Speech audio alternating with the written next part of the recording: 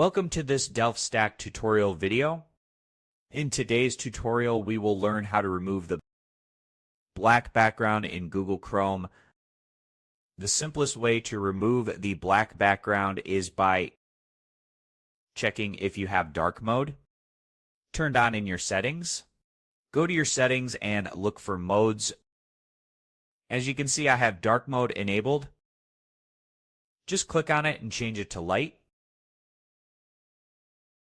After the changes take place, go back to your Chrome once again, and you will see that we have successfully changed the background. You can also customize Chrome by clicking on the pencil icon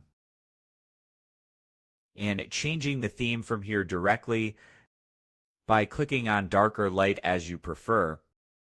And that's it. Thanks for watching. And don't forget to check out the next DelftStack tutorial videos